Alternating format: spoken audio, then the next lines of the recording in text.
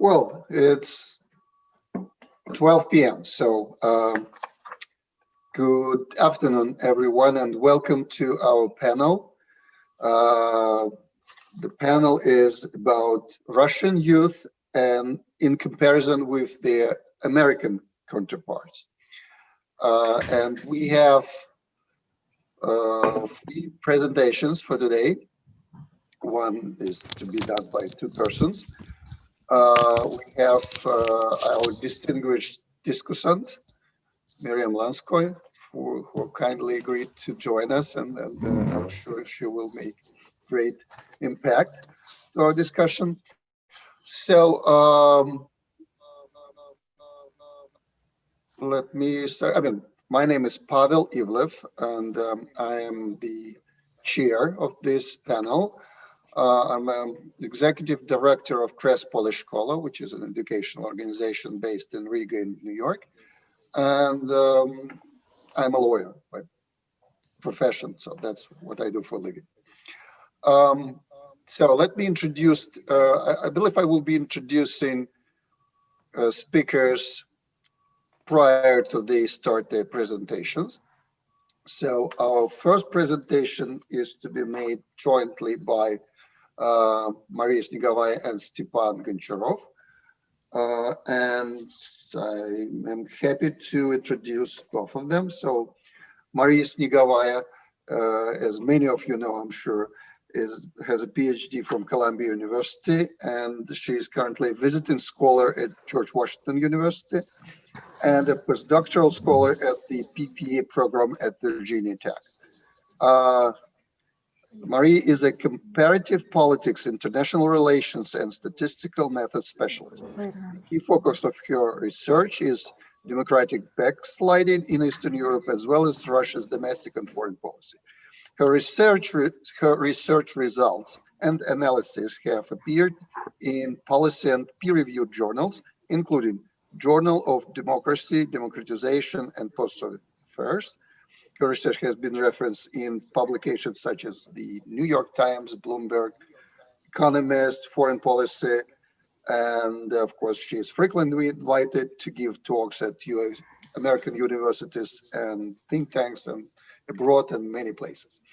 So this is Maria Snegovaya, and her presentation is together with Stepan Goncharov, who has an MA in political science from the Lomonosov Moscow State University, and who joined Levada Center, the #1 statistical research group in Russia.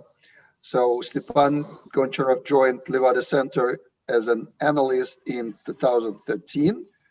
He is the head of Levada Lab, research laboratory of Levada Center, since December 2018. He works on development of new research products and special projects on economic behavior. He conducted various researches on political and economic behavior, media consumption in Russia. Also, Stepan is co-author of analytical reports published by Levada Center and other institutions.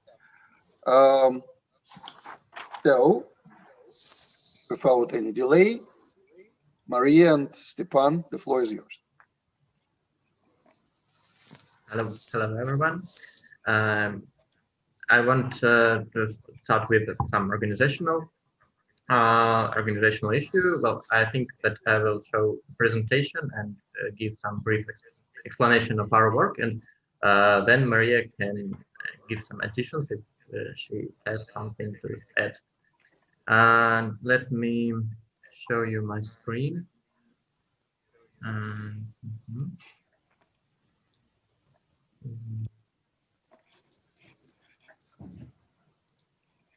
Do you see my screen? No, not yet. It's black at the moment. Okay. We are. Yeah. Good. Okay. Very good. First, I would like to say that this project was implemented by the whole team of researchers, Maria Snegovaya, Denis Volgov from Levada Center, and me from Levada Center as well. And I want to express special thanks to Maria. She played, I think, the key role and the most prominent role in this project. Without her support, this project wouldn't happen and wouldn't be so successful as it is, I believe. And going back to our topic, well, all our panel is dedicated to understanding youth in Russia and youth in the US. And I think the key point, the core idea of all researchers is how a youth is going to be socialized, and what values and what patterns it will take from older generations, and what new points, what new it will bring in the future. And the core idea of our project, of our research, was to focus on civil activities and how young generation will change civic activities in Russia.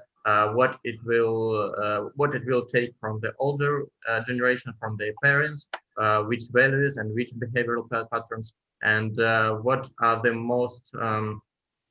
most frequent the resources, and what most frequent ways to express their social activity. Let me describe the whole picture at first step. What we see from all the researches that already has been conducted by different centers, not only Levada Center, but different organizations and researchers, is that the key points is that young youth is less paternalistic, it's more tolerant to minorities, and it is about sexual minorities, it is about ethnical minorities, and it is the result of the fact that young people are easily adapted to new realities, and it is becoming, I think, more economically and behaviorally flexible. It is, I think, that it's a common point for youth in any country, in many countries, but in Russia, it is becoming very important in our new realities when the youth is facing new technological and new professional challenges. Youth is more pro-democratic, and this means that less young people want to have a strong authoritarian power, and more of them think about delegation, and that the power should be delegated among different institutions. Young people have a higher assessment of their own ability to influence the situation in country. It is, I think, it flows from the fact that they are more positive as a whole. They are more positive about their personal life. They are more positive about situation in country and situation in the cities, and they think that they can change something in their life. And I think that this is one of the key points, and our research will show it as well, that this thinking form the attitudes, and it of course influence the attitudes, and it make their beliefs stronger. Young people are more supportive of human rights, and here is the example that twice as many supported human rights as compared to those who emphasize the priority of state interests.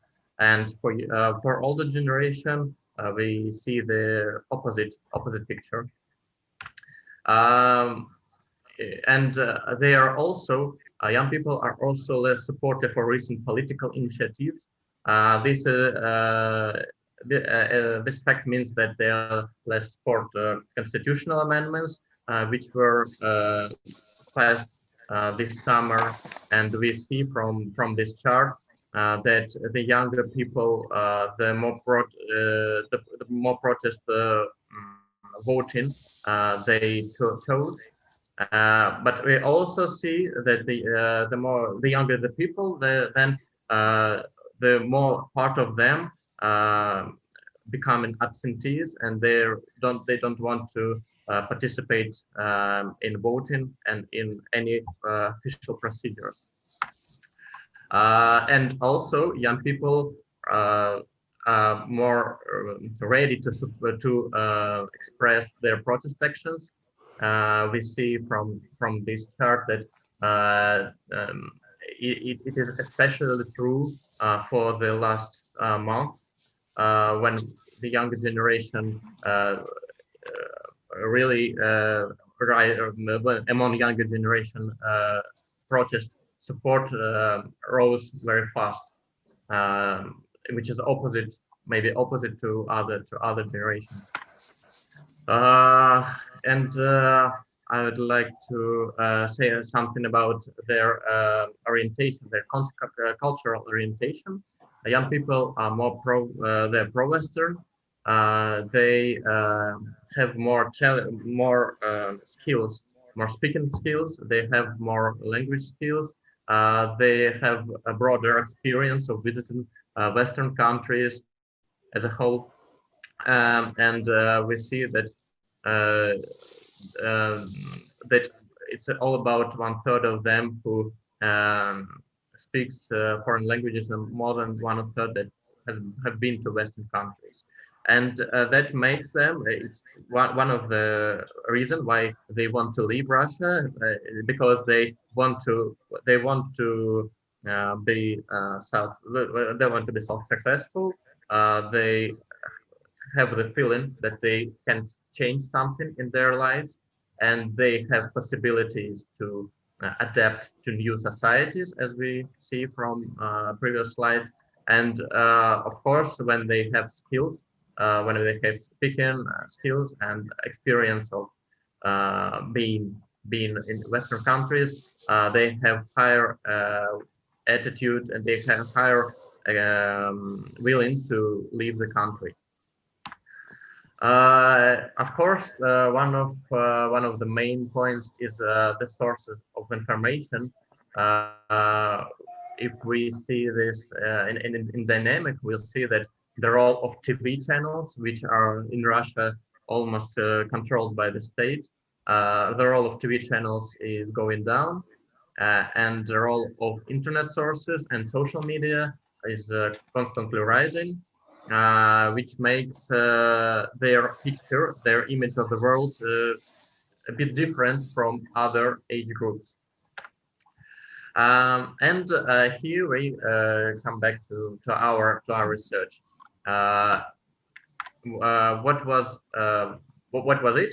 It was a quantitative research. We interviewed 1,014 young people in age between 16 and 34. It was a representative sample, telephone sample of Russians from big cities with a population of over 1 million. We asked them about 40 questions, and the statistical error for this research does not exceed 3.4%. As I said in the first part of my presentation, we focused on civic engagement, and we tried to find the factors that influence civic engagement in different groups of young people. For civic engagement, for measuring civic engagement, we chose several points that covered political activities, and social activities, sport activities, and cultural activities.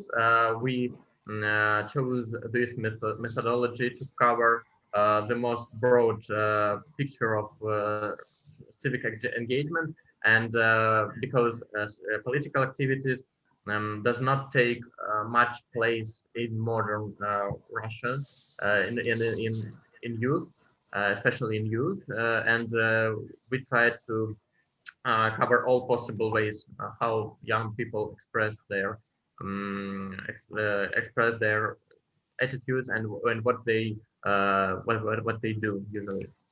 We asked about whether they participated in group sports, whether they donated, whether they worked as a volunteer, organized with other people to solve their problems, whether they somehow have relations with government, um, sent an inquiry compliance statement to state authorities, or they signed collective appeals petitions, participated in a rally, meet and picket strike, distributed promotional materials, or voted in elections at any level. And the next few slides, I will show how these civic activities differ in several social demographic groups. We see that gender has is statistical significant when we talk about civil activities. Of course, it influences whether they influence their way of expressing these activities. We see that respondents that were female, they more donated clothes or donated money, and they were more active in political forms of activities. They signed collective appeals and petitions, and they also worked as a volunteer more often than male.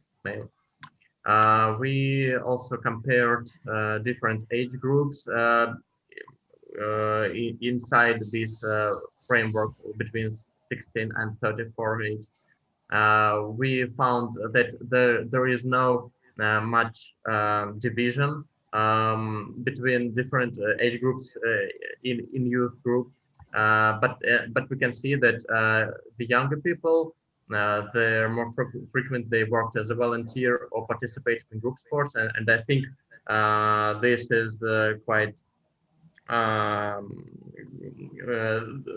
This is expected, could be expected, because of course people in age between 16 and 20, they are more or less become a part of the educational process, and of course they participated in group sports more often than all their older counterparts. And we also understand that older people have more experience in voting and participation in electoral campaigns at any level. We see that educational level has its own influence on level of participation, civic participation. We see that people with the university level education, they participated in group sports and donated money more often. They also more often voted in elections and signed collective petitions. And this sounds quite reasonable, I think. And of course, source of information is also a very important factor, because the source of information, it forms how people view the world. And here is one important thing that young generation, they use federal TV not such often as their older generation. So only a fifth part of this young group use federal TV channels. So it becomes a differential topic, and young people who watch TV, they differ from the people who doesn't watch TV, and using of internet is not differentiating, because I think every young person use internet, so it's not that important. But watching TV is very important for young generation to forecast their behavior, let's say.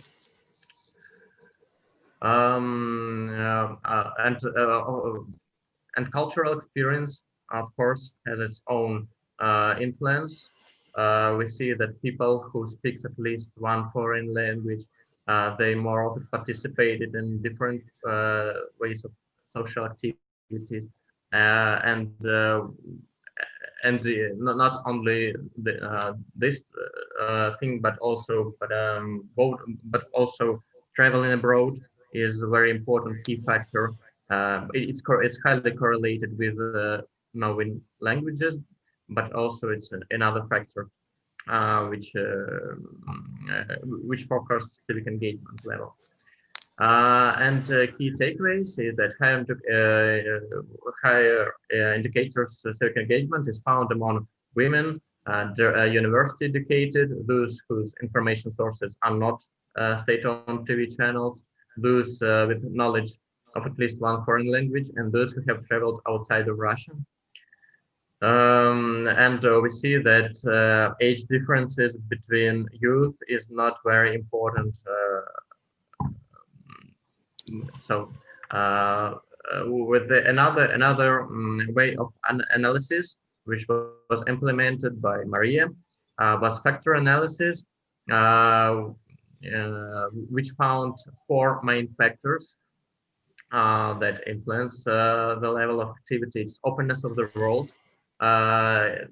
This factor means that people travel abroad, they know languages, and they have political interest.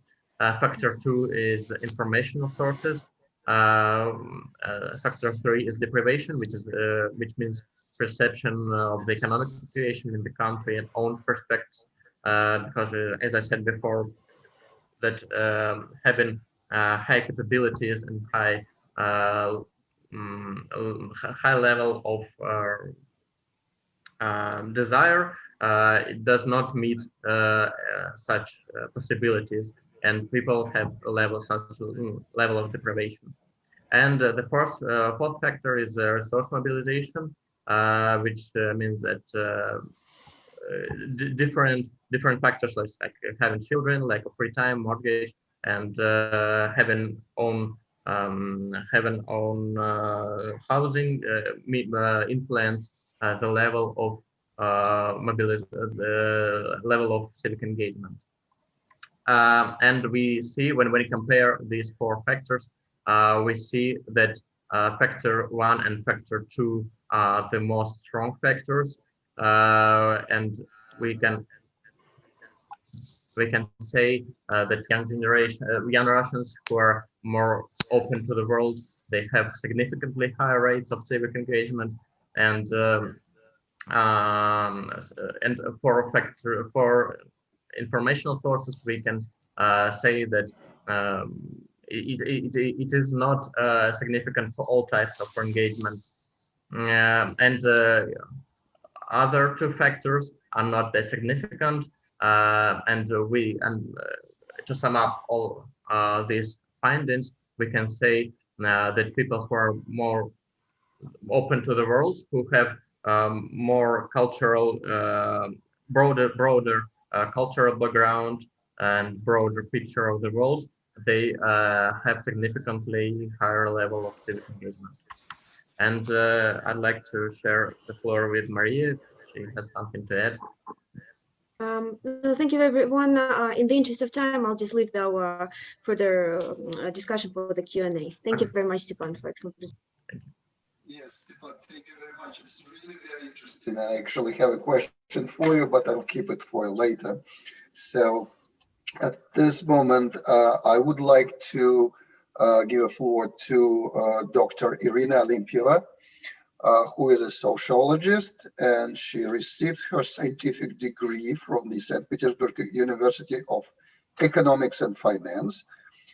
She works as a senior research associate at the Institute for European, Russian, and Eurasian Studies at Elliott School of International Affairs at George Washington University in DC.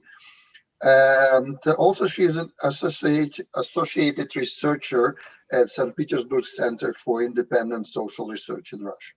She is also founder and president of the Center for Independent Social Research in the USA, CIS Rus, a non-for-profit organization, association of scholars and experts working on the issues of post-communist scientists, post-communist science, and that center was established in 2019. So, new organization.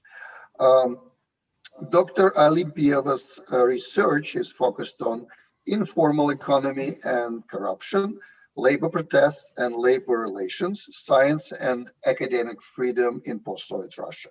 In the USA, she explores Russian-speaking immigrant community. Specifically, she's currently studying high-skilled female Russian immigrants working in the US in math and science education. Just one small thing. Those of you, our guests who have questions, you can use the chart to put them so we will be able to a little bit better prepare. Irina, the floor is yours. Thank you. Can you hear me? Very good. Yeah. Okay. Thank you, Pavel, for introduction, and thank you, Maria, for inviting me to this interesting panel.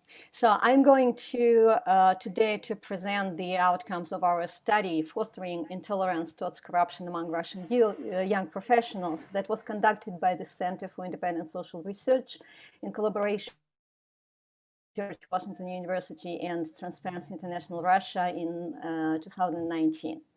So actually, this study was inspired by wide participation of young people in anti-corruption protests organized by Alexei Navalny in 2017. And due to this wide participation of especially younger cohort of Russian young people, this protest got the name of school children protests.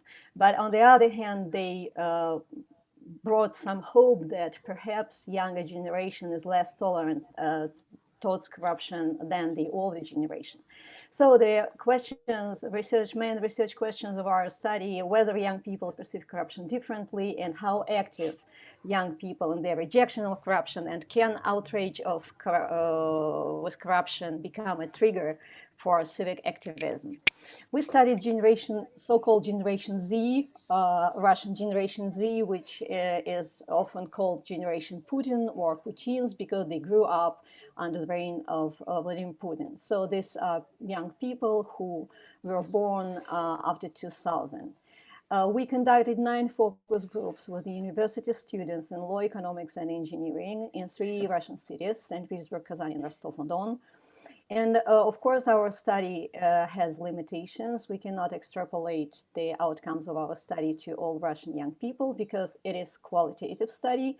It has qualitative character, and we focus on specific age cohort, young people, which are different from other maybe Russian youth. And another specific feature is the educational level of our respondents. They are university students, which is also quite specific group. In my presentation, actually, there are 3 parts. First, I will consider attitudes towards corruption, then attitudes towards anti-corruption activism, and then, if we have time, I hope that we will have time, so a little bit of discussion on the most interesting issues that were revealed during the study. And I will illustrate the main points with quotations. And although, time limitation doesn't allow me to show all the quotation, I can assure you that it's so rich, with the quotations are very interesting, very informative, and very illustrative. And it's a pity that I cannot show them all. But believe me, it's you can read more. The full text of a report on our study on the website of ASEEES. So, first of all, attitudes, whether young people perceive corruption differently.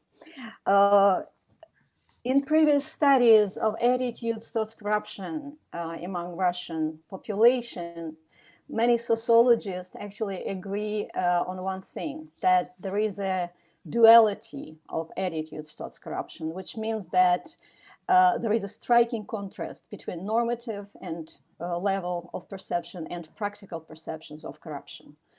So that means that genuine outrage with pervasive graft and impunity of corrupt officials coexists in the minds of Russian people with a pragmatic tolerance towards corruption when it comes to solving everyday problems.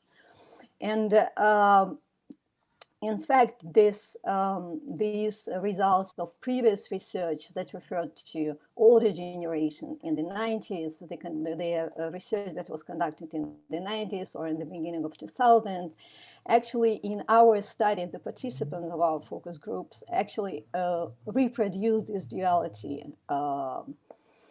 There is a sharp contradiction between normative negative views and even aggressive condemnation of corruption and actual pragmatic tolerance of this phenomenon in everyday and real life. So young people have no illusion about the real scale of corruption and its pervasiveness and its systemic character in Russia. And they are outraged with this phenomenon when they speak about manifestations of corruption. As you can see from these quotations, I will not read these quotations so to economize on time. When it comes to manifestations of corruption or expectations of corruption in future personal and professional lives, almost all our informants expect that they would encounter corruption in their future lives. This refers, of course, these traditional, examples of corruption in placing kids in the kindergarten or receiving medical help or receiving all kinds of certificates and etc. When it comes to professional lives, actually, also many young people in our focus groups expect encountering corruption in professional lives. The major concern of the students is about access to good jobs when they enter labor market. There is a common belief that only those who have connections can get good jobs. And it is interestingly, so speaking about professional differences, that lawyers in our study expect more often to be involved in informal relationships or network relationships or corruption relationships in the future professional lives. And of course, none of the students are happy about this, and they speak about this phenomenon and the expectations, negatively. At the same time, when it comes to the discussion of real situations or when it comes to discussion of real problems that they will encounter in their lives or already encountering in their lives. So here appears corruption in a bad sense and corruption in a good sense, and even corruption as not such a big problem, as you can see from this quotation. And this doesn't mean this tolerance or pragmatic attitude towards corruption doesn't mean that young people encourage corruption or approve of corruption. And they provide all sorts of arguments that we already heard in our previous studies of corruption attitudes among older generation, that corruption is a system and you can do nothing against the system, that corruption is Russian culture, it is anchored in Russian culture and this is inevitable, that petite corruption does nothing harm to anyone, it is even useful, and so on and so forth. So all these kind of arguments actually characterize tolerance towards corruption at practical level, which is typical for our respondents. So the second question is anti-corruption activism and attitudes to anti-corruption. To fight against corruption. So here we have two types of anti-corruption measures provided by the states and public initiatives against corruption. So if we speak about the state anti-corruption measures, actually the attitudes to these measures are very skeptical, and you can see in these quotations that most of our informants believe that this is kind of myth, that the state rather pretends to struggle with corruption than it really struggles. And there is also common belief that the main corruption rests at the very top of the governance and political hierarchy. Actually, in recent years, that has been a burst of arrests of high-rank officials like Minister Olykhaev or Senator Arashukov, if you remember, and many other governors that were accused in corruption. And we expected that when we asked the students to give examples of how state fights corruption, that these examples will appear. But no, actually, the students appeared to be rather indifferent to these cases, which also, make them very similar to the older generation, according to Levada polls.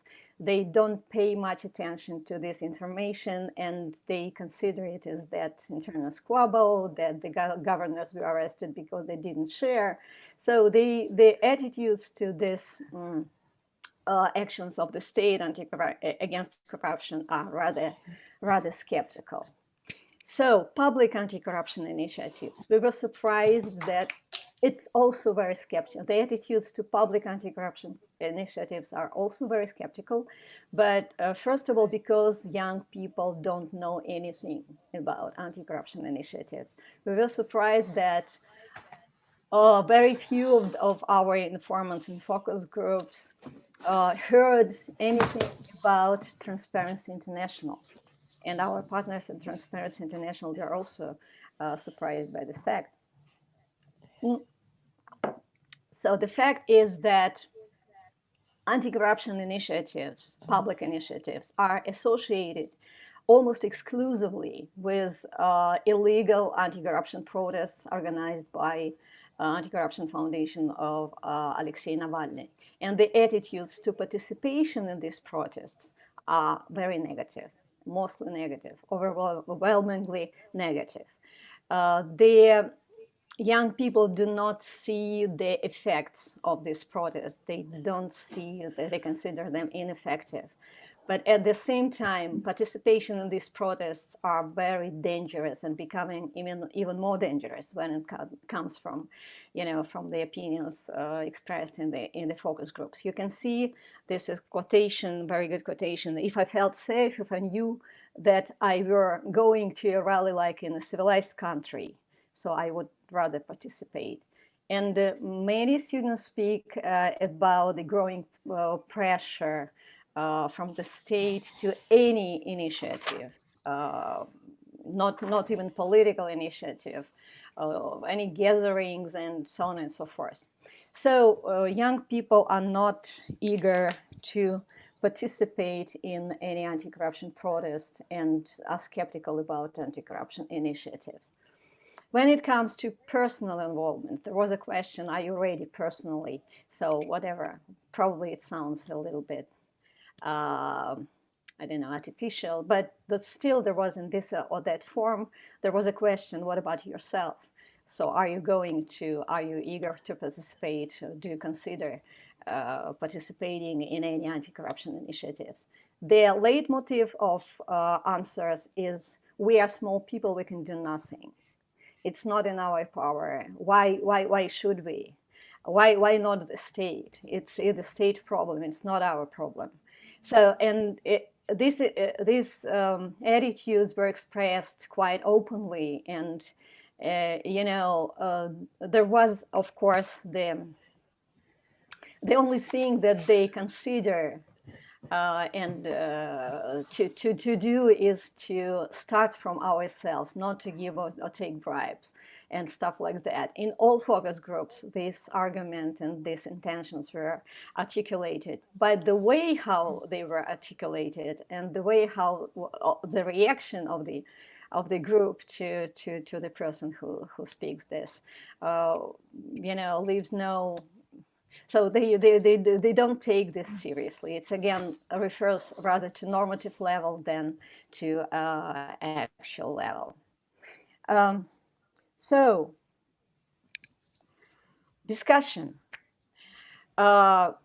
We have, as for, first we will consider the attitudes to anti-corruption initiatives and to participation in anti-corruption activities, or yes, to anti-corruption activities. So there is it is commonly believed that the rising awareness of young people about the real spread of corruption, the pervasiveness of corruption, its real systemic character, about the corruption in high echelons of power in Russia would mobilize them for for activism against corruption. And from our study, it does, you know, definitely so.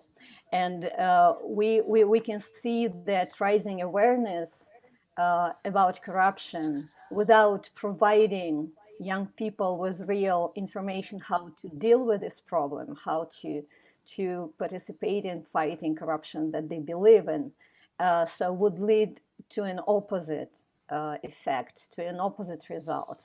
So on the one hand, we see from our focus groups that young people are well aware about the scale of corruption. They understand the destructive role of corruption for the Russian economy and society. Actually, corruption was named among the main problems and causes of all problems facing Russian society today. They realize inevitability of personal involvement in corruption in their personal and future lives. On the other hand, they see the lack of effective institutional instruments, state instruments to fight corruption. They are unaware about effective public anti-corruption initiatives other than protests, and they view public protest as ineffective and dangerous for their personal lives. So this combination of context and awareness will lead to the situation when rising awareness about corruption, the scale corruption, would rather lead to frustration, distancing, indifference, and apathy as a defending strategy. And another way to cope with this situation is exit strategy, which is where is it? Okay. Yes, which is very well illustrated in the following quotation.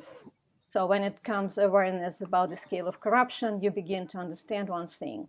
It is super difficult to solve, that you will never solve it alone, and another thought comes to your mind, maybe it's better to flee.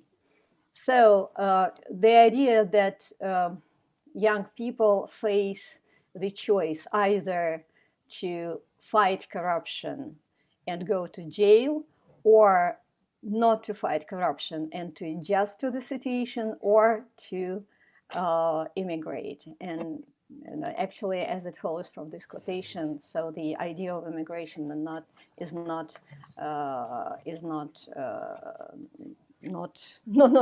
popular. It's rather popular.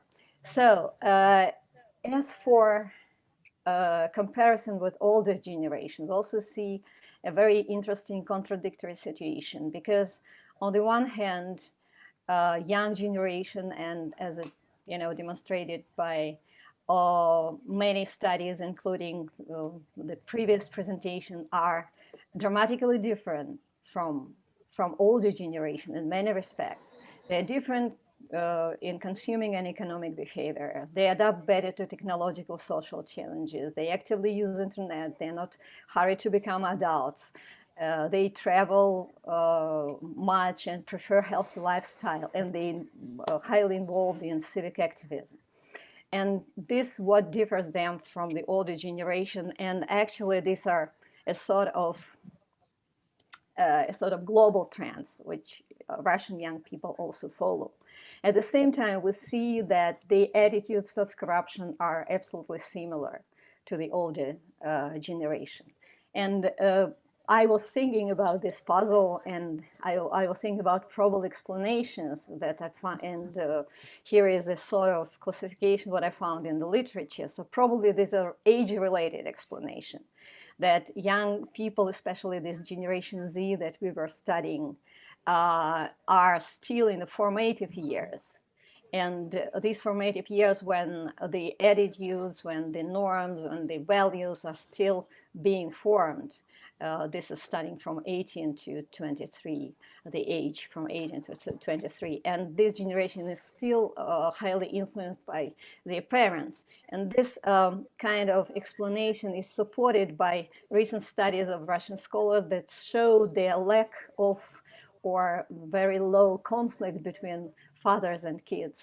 So conflict отцов и детей in Russian society. So another explanation is refers to some general features of young generation which are typical for young people regardless of their country of origin. So the pragmatism of younger generation, they're more pragmatic. And probably when they live in the totally corrupt environment, so they consider corruption as a pragmatic tool, and this is pragmatism that make them, consider corruption more pragmatically. But there is another explanation, which is institutional explanation, which I consider the most interesting, probably because I am a sociologist or a sort of political scientist. So that it based on the idea that attitudes towards corruption actually has to do with relationships between citizens and the state. And therefore, they are a sort of political attitudes, and they are influenced by configuration, country-specific configuration of political institutions and political culture.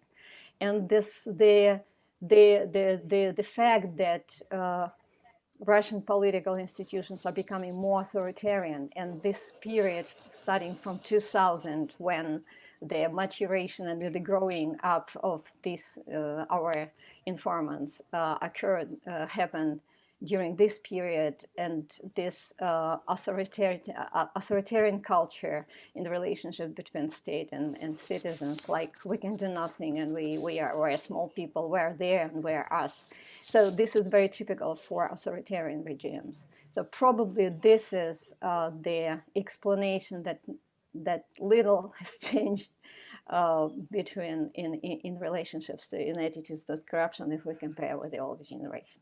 So I will stop now. Thank you very much for your attention. Thank you, Irina. Very interesting. And it's yeah, I'm sure it forces to think more about not just corruption, but how Russian people and Russian youth, really react to it and reflect on that. Okay, let me now introduce our third speaker. It's Stella. I'm sorry, is it Rose or Rose? Rouse. Rouse, okay, sorry. Stella Rouse is an associate professor in the Department of Government and Politics, director of the Center for Democracy and Civic Engagement, and associate director of the University of Maryland Critical Issues Pool at the University of Maryland.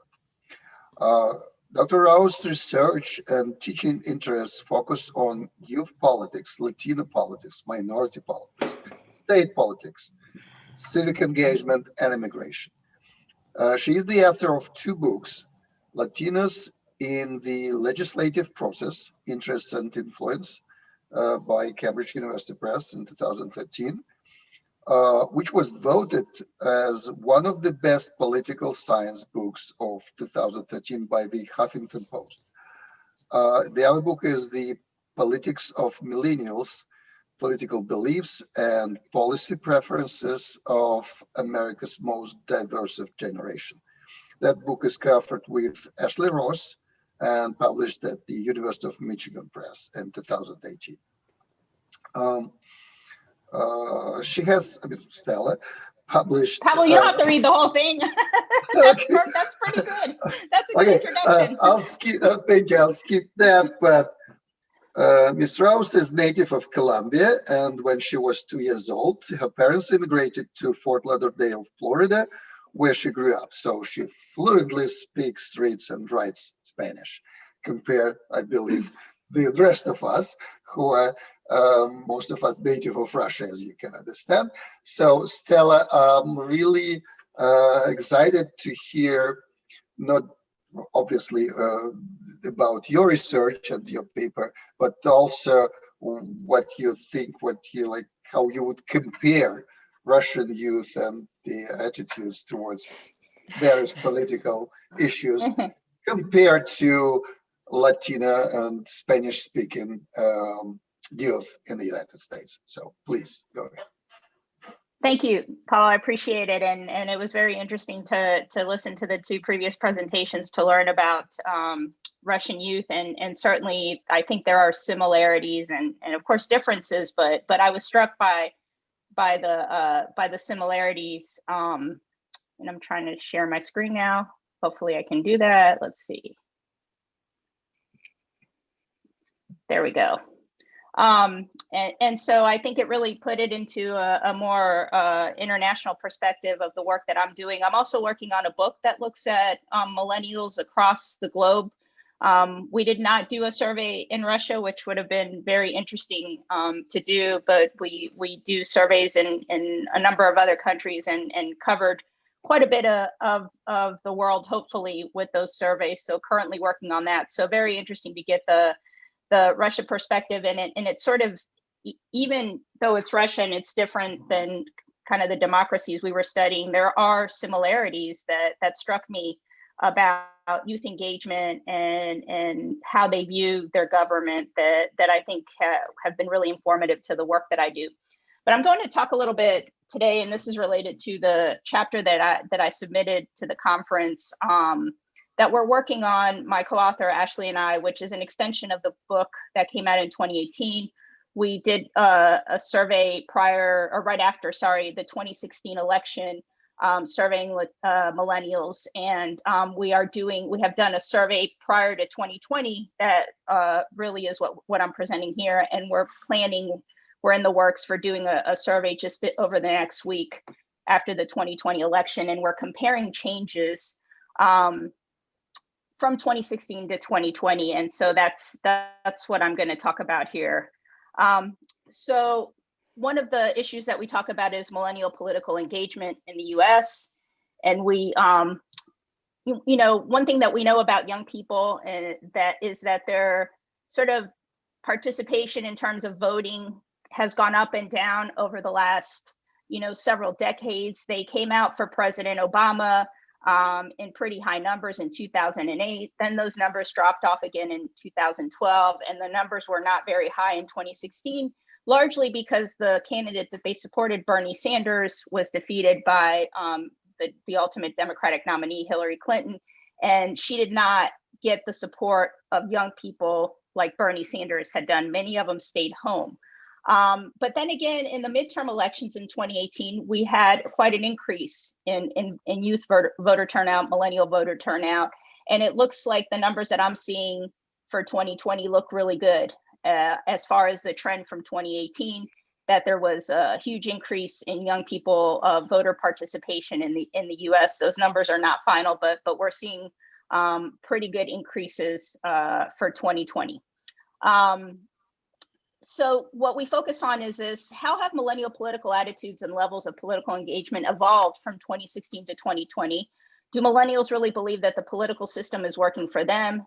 Are they motivated to vote in 2020? And if so, what factors drive their participation? And just really briefly, to give you kind of the perspective from the book that really presents what we call the millennial generation identity, which we talk about being formed by shared experiences, by technological developments, by the way that they view institutions. And this comes together to form this identity, right? So one of the things that really defines the millennials is their diversity. They are the most diverse adult generation in American history. Generation Z will surpass them once they are all adults. but millennials really grew up with African Americans, Latinos, Asian Americans, as being part of their cohort, and that has informed their politics. They generally tend to be liberal. They grew up with technology, as all of you probably know who study millennials in Russian. I saw the presentation about how, the different changes in technology and how that affects young people there. The same with the United States and everywhere around the world. And they obviously were affected by the Great Recession of 2008 and 9/11, the events around 9/11 and the subsequent wars that the United States has been a part of. And they distrust institutions, and they're not very likely to actually be part of political parties. They're much more independent or identify as independent, even though they are pretty liberal and very progressive. So with that backdrop, again, as I mentioned, we did a 2016 post-election survey. The results I'm presenting here from 2020 is the pre-election survey, and then we're going to do a 2020 post-election survey in the next week and a half to kind of compare, have a better comparison from the 2016 survey that we did. You can see here the numbers, 1,250 respondents in the 2016. Then we did one with the general population that had 35% millennials, but a larger respondent rate. And then we're going to do the 1,500 respondents again with a nested sample of Latino millennials to get a better sense of the diversity in the millennial population. The majority of millennials are Democratic. They identify with the Democratic Party, even though I just mentioned that a large portion of them actually don't identify with either party. They identify as independents.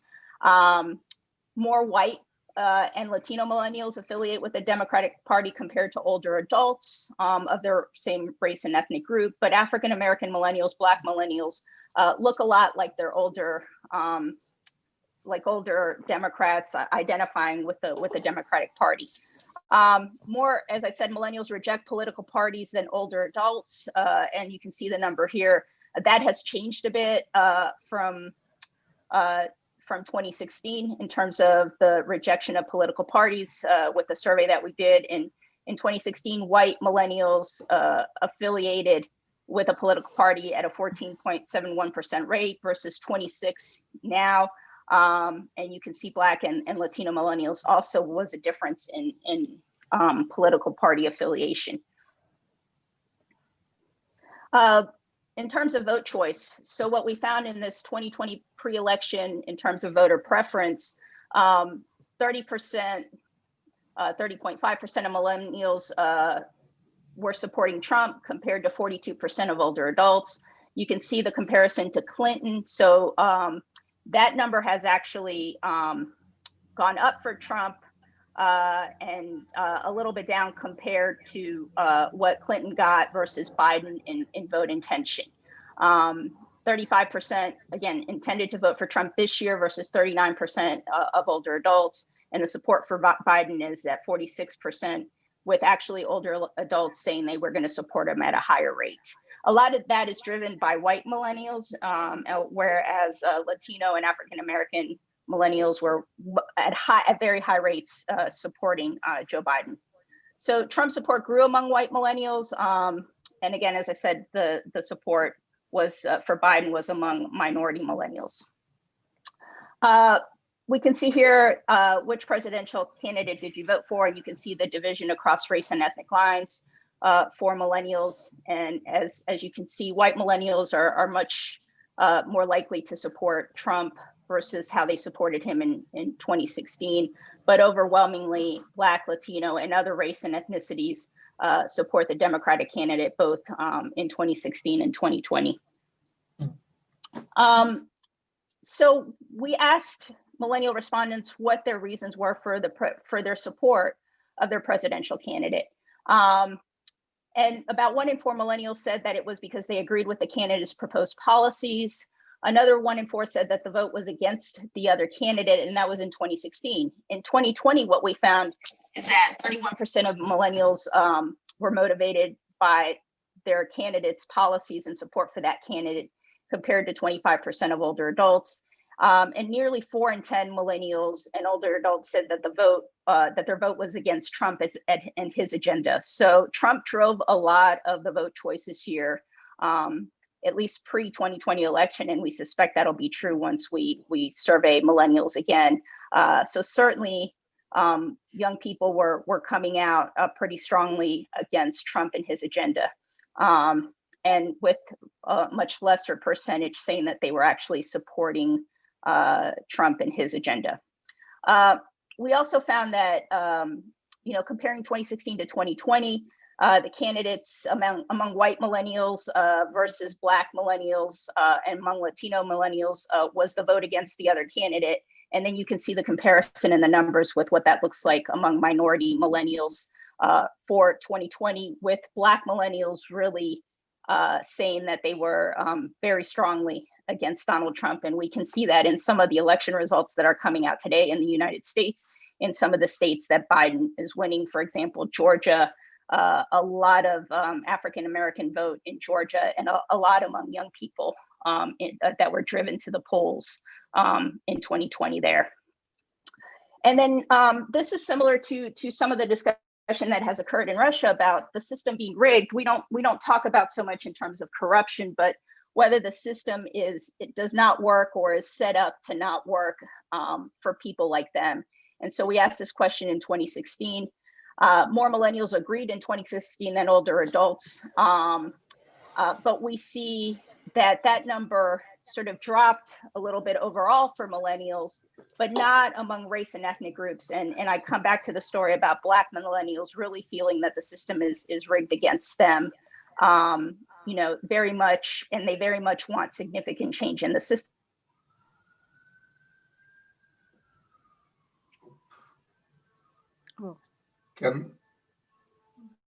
Looks like we'll. That have Can you hear me? Oh, okay. Yes. Oh. Stella, at least I lost you for a moment, but you're now back. Says my internet connection's a little unstable. Okay, let me see. I'm going to wrap up right here. So hopefully I'll be able to, get through the presentation before I have any more internet problems. To conclude, the majority of millennials really did support Joe Biden, but fewer than supported Clinton. High support among racial and ethnic millennials. We're going to look at the poll next month to see exactly what those numbers look like. But really a lot of dissatisfaction among racial and ethnic millennials about how the system is working against them and how much change they want in that political system. And so a lot of low confidence among racial and ethnic millennials about how the system's going to work for them and what issues need to be addressed in order to work for the policies that they want seen pushed by the new president. And I'll leave it there. Thank you, Stella. It's very interesting, and I'm sure you might have some questions to the other panelists, so they will have their questions to you, and I will. But at this moment in time, the order directs us to give a floor to our discussant, and I believe most of you know Miriam Lanskoy, but let me very briefly introduce her. Miriam is a senior director for Eurasia at National Endowment for Democracy, our major sponsor. She earned her PhD at Boston University, has published widely, and has been an analyst of Eurasian or Russian region. You put it this region, Miriam, in your email to me, but I believe you were talking about Russia or post-Soviet states. So you are working on our region for well over 20 years. So you know it probably even better than us. So as a discussant, please give us your reflection, and your questions, of course, to the panelists and to their really very interesting presentations. The floor is yours. Great. Thank you so much, Pavel. And all the papers were fascinating. It's a real honor to be here. I enjoyed reading them immensely, especially like with everything that's going on right now in the US, to be thinking about youth politics and new generation. It's you know, it's really a privilege. Thank you for having me. So I work at National Endowment for Democracy. We support civil society, and we think a lot, and I've spent a good portion of the last 17, 18 years thinking about, you know, how can we support projects that would bring about or help to move society closer to democracy. And that, you know, almost always involves thinking about the youth, the energy, optimism. It's always us kind of middle-aged people wondering if younger people might have a better chance at solving things or moving things further, and whether they have new and interesting ideas that we can get behind, and really thinking about how civil society evolves and whether the changes in the generations and in the civil society can eventually come to political change, right? And so I spend a lot of time thinking about it, and I find these papers remarkably useful and thought-provoking for these issues. And let me start with Stella Russa's paper, which, you know, I read it this week in the context of these elections that are so close. I'm sorry, she's leaving now, but these elections were so close. And resembled so much the previous ones. That's something we didn't expect. And there's a tendency, there's a big debate within the Democratic Party now about whether this, and she finds, her paper finds about, you know, statistically significant proportion of millennials. Millennials are the biggest chunk of the population, and at least 2 to 3% or more are more liberal. That would mean that Democrats, demographically, they're more interested in tolerance, they're more interested in the role of the state, they're more liberal. That should have an electoral reality, yet that keeps not happening. And I'm just wondering, because her paper says nothing about rural versus urban. So if you're 2 or 3% more liberal youth live in the big cities that are already, my city, Washington, D.C. voted 95% for Biden.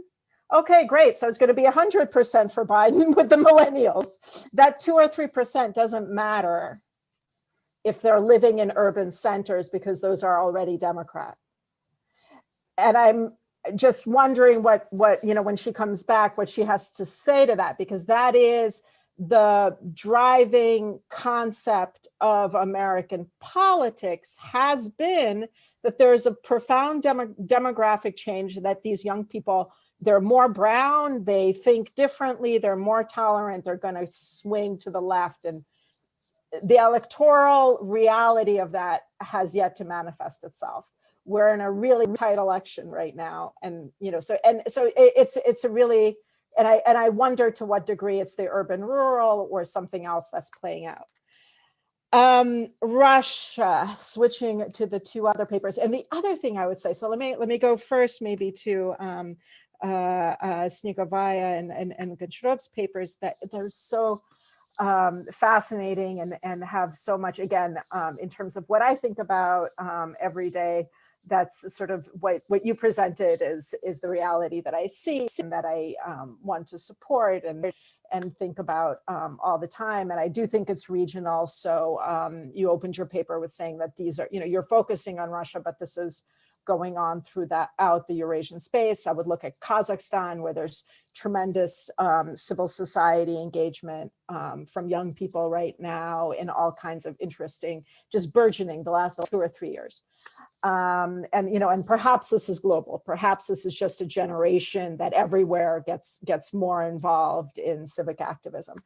But, you know, in the US, we're all used to hearing that young people on social media isolated and escapist and are getting a lot of disinformation, and social media is basically destroying their lives. But you tell us that in Russia, they're sitting on social media and they're engaged, they're global, they are doing more things, and they have better information. And that might be different contexts. That might be that technology plays a different role in different societies and different, overall.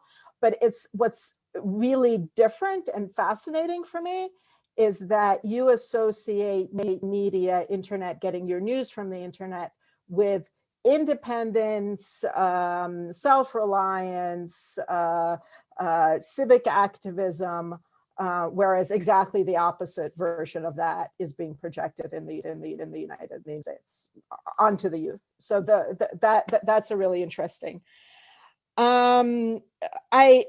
Overall, this trend of in Russia, we're seeing more and more oppression in terms of the legal framework that's just squeezing the opportunities for organizing and working, and also just random repression, right? And illegal means and so forth.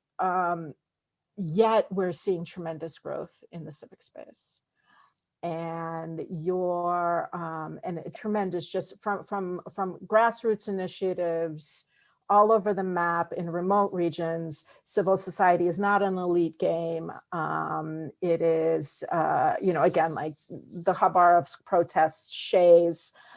We can come up with, and you know it better than I do, many examples of grassroots activism, most of it by young people.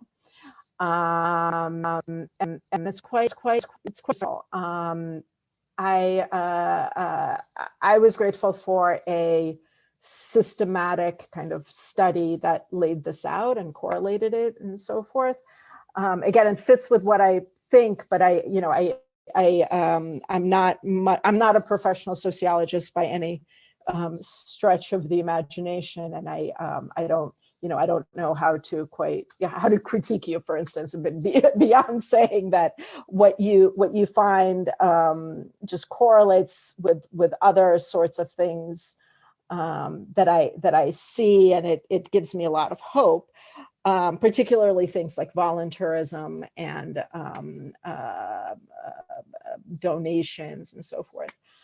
And I can point to many individual cases, whereas you're bringing together a study, and that is very valuable.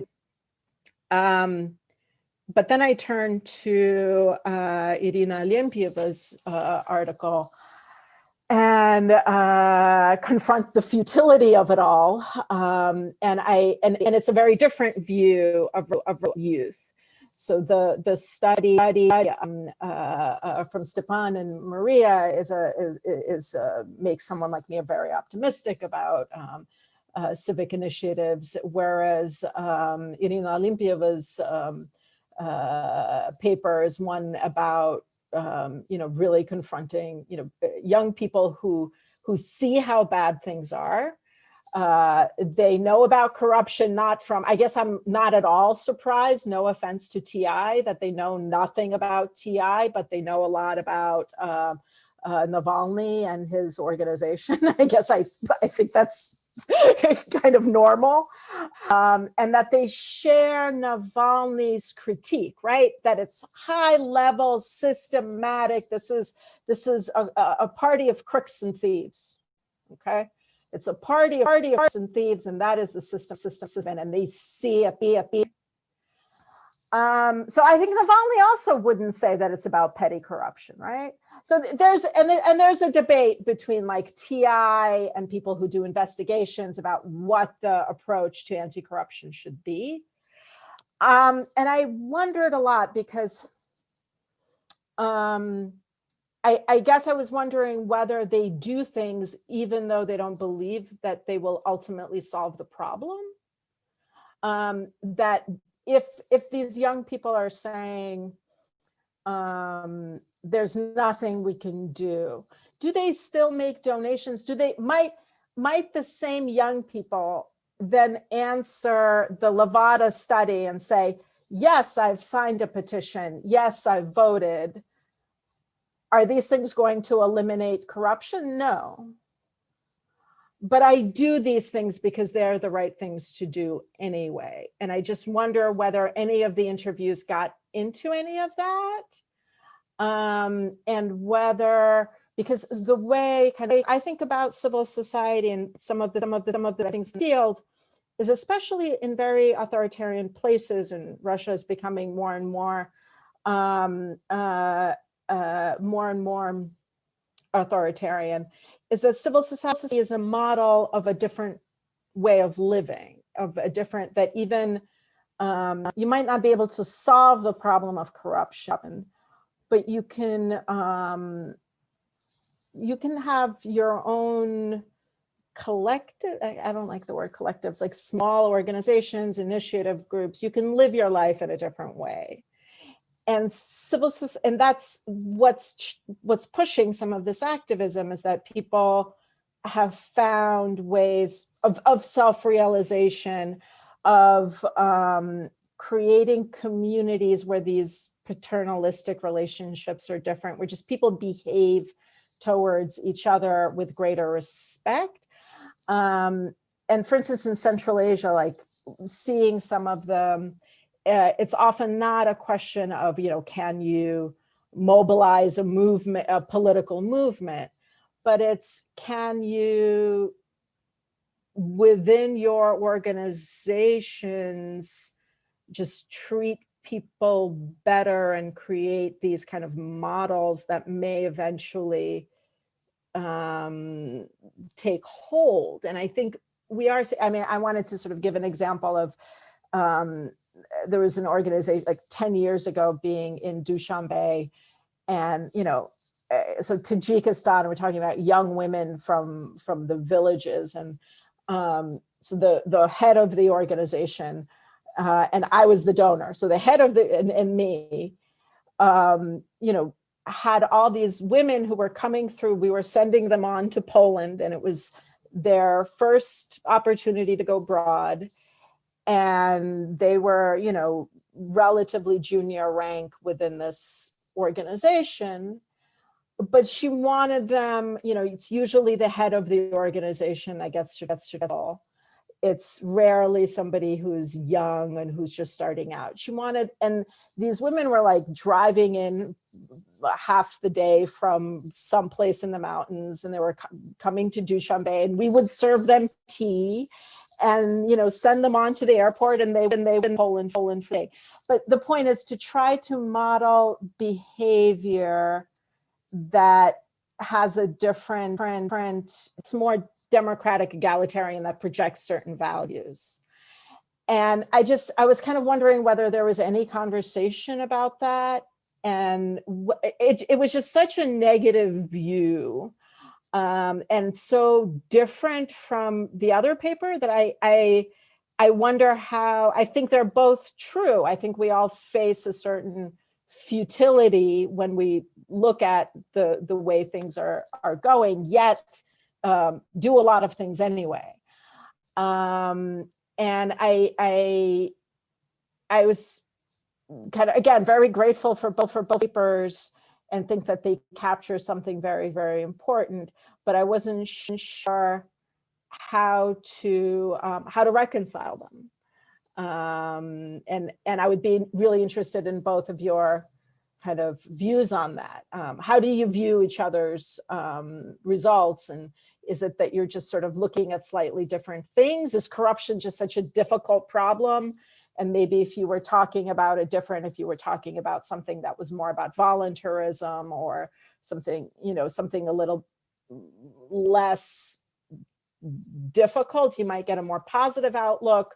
Or is it something about this particular type of youth? I don't know, but I'm very intrigued by the difference in the results between the two papers, and I want to kind of figure out how to reconcile them. But thank you very much. This was really fascinating for me, and I look forward to the discussion. Thank you, Miriam. Sorry, I had to stop my sound because you can now hear, landscapers came and they are making this terrible noise. So I hope it will not disturb it much.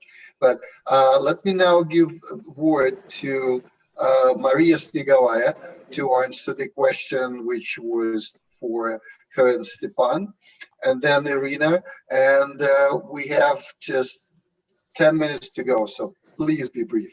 Maria.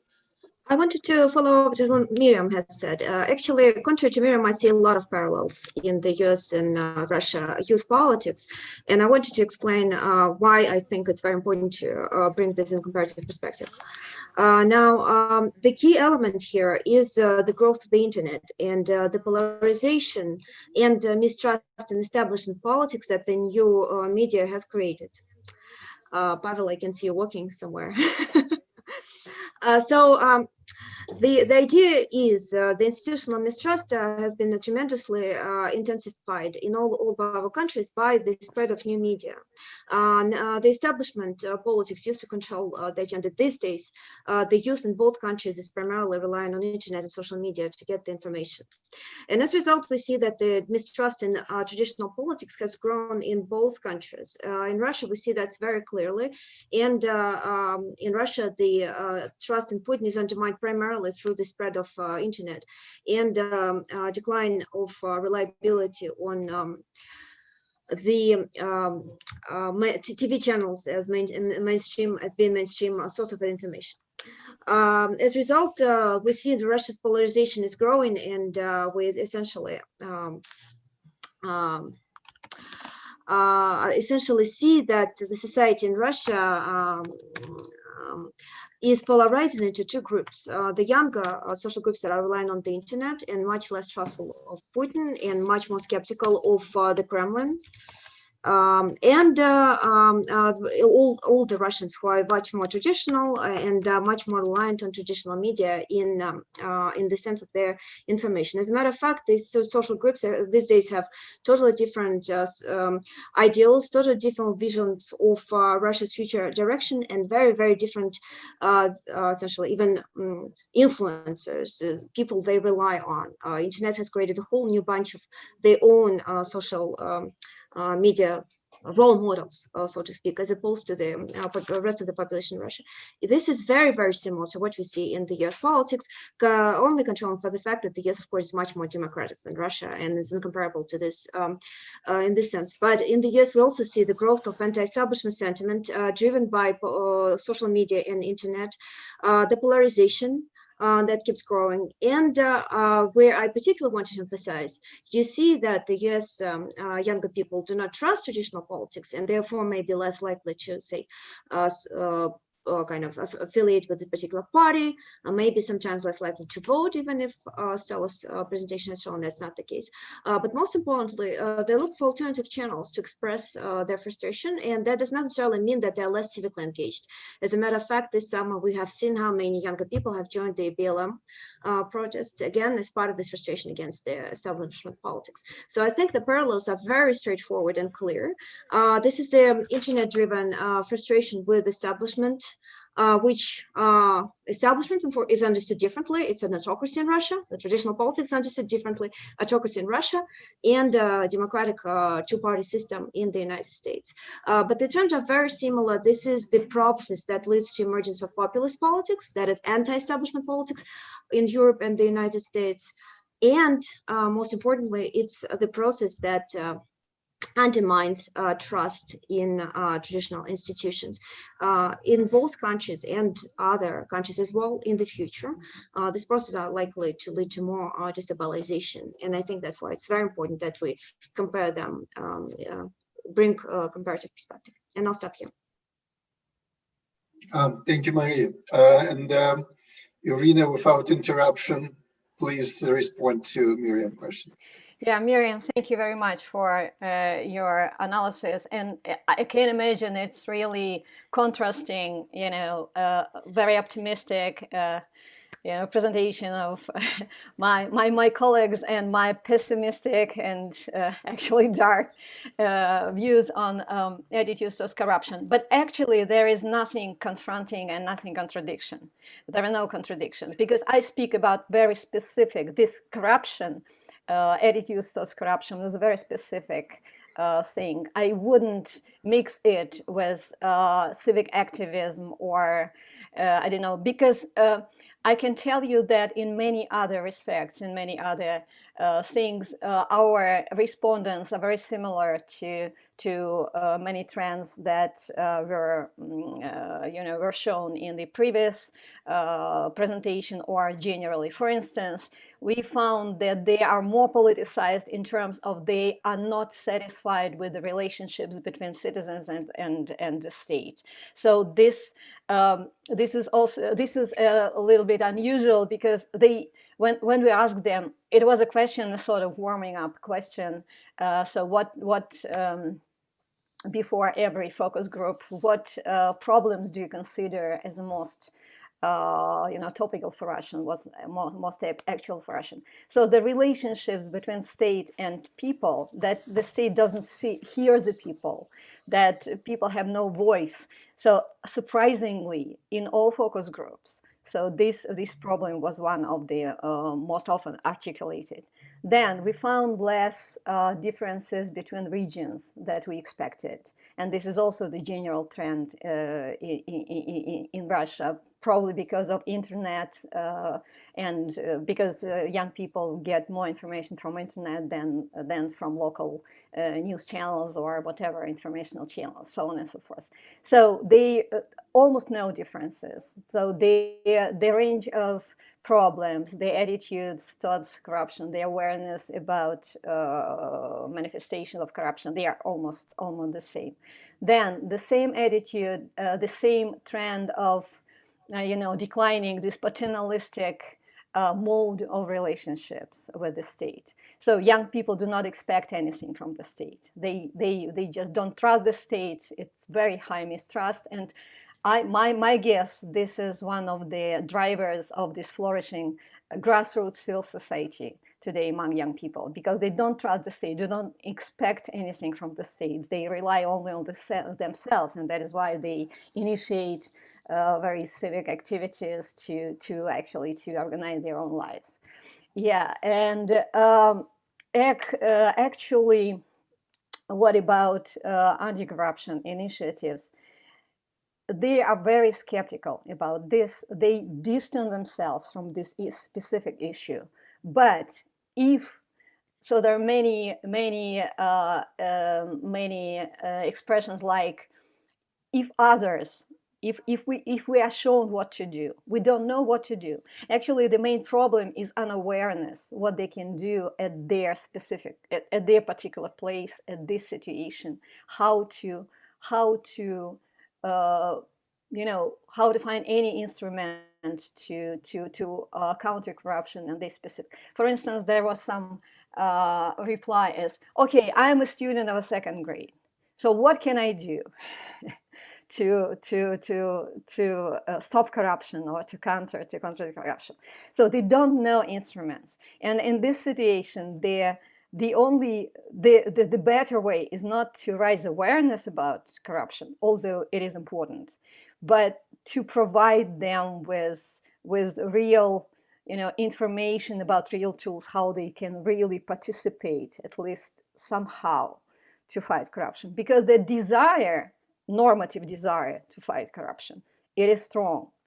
But as pragmatics, as realists, they see that the tools, these protest tools, don't work, and they don't know about any other tools what to use. So this is not very pessimistic. This is Okay. this is actually about unawareness, and that is why actually I will say that the next year project with Transparency International and the Law Institute in St. Petersburg is about anti-corruption education for different groups of youth, young people. So we will focus on on students in law. We will focus on municipal deputies. We will focus on school children to show them how to behave in this situation and what are the tools to counter corruption. Yeah. Okay, thank you, Irina. Really, I'm really impressed. I didn't know much about your work before, and it's all very, really important what you do. Thanks to ASEEES. So we have unfortunately only 1 minute left, and according to the rules, I need to give an option to our guests to raise their question. Because it's only time for one. I don't know when we will be cut off by the organizers, but I don't know, Igor, if you may allow our guests to speak, and the time is really limited. And if they don't, I have my own question to Irina, if I may. All right. Let me.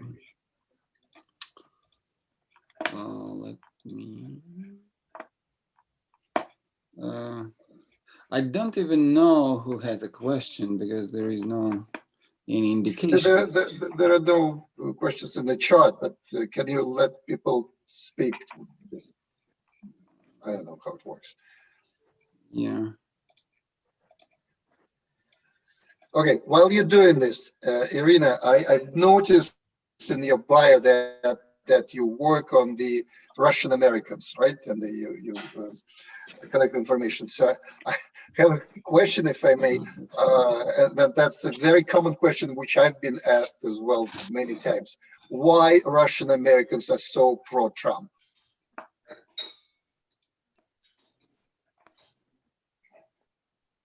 What does this question has to do with the topic of the panel?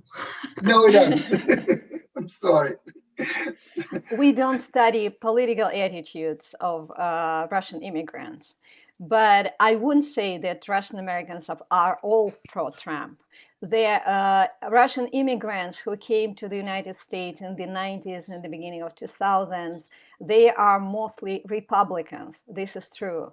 And their kids, the young generation of Russian Americans, they are mostly Democrats because young people go to the universities and universities mostly provide democratic environment and democratic, ideology. And that is why we speak about conflict between fathers and kids in Russian immigrant communities in terms of politics. I know many Russian families where this conflict is very explicit and sometimes is very severe. I'm not sure that all Russian immigrants who support Republican Party that supports Trump, at least I don't have any figures or any research, but at least among my friends, Republicans, they are against Trump, and they even were intended to vote for Biden or don't vote at all. I hope I answered your question. Yeah, I'm sorry, Maria. I'm sorry. It's to some extent it is what we were. It's closer than you think to what we were talking today, because Russian millennials, Russian youth, they not only live in Russia, they live here too. They live around the world, and they have their opinions, which sometimes, especially in this today's American situation, it's very interesting. These views. We have to finish here, unfortunately. It's as always at ASEEES panels, there's lack of time to finish. I thank you all for participating. Stella has her internet issues, so that's why she dropped and she was unable to get back. But I hope we will be able to continue to this comparative study of youth or maybe some other generations of Russians, American, Latino, whatever. So I have to finish here, unfortunately. And thank you very much, all of you, for being part of this. Thank you, Pavel. Thank you, everyone. Thank you. Thank you very much. And I thought your comments were really brilliant. I finally understood.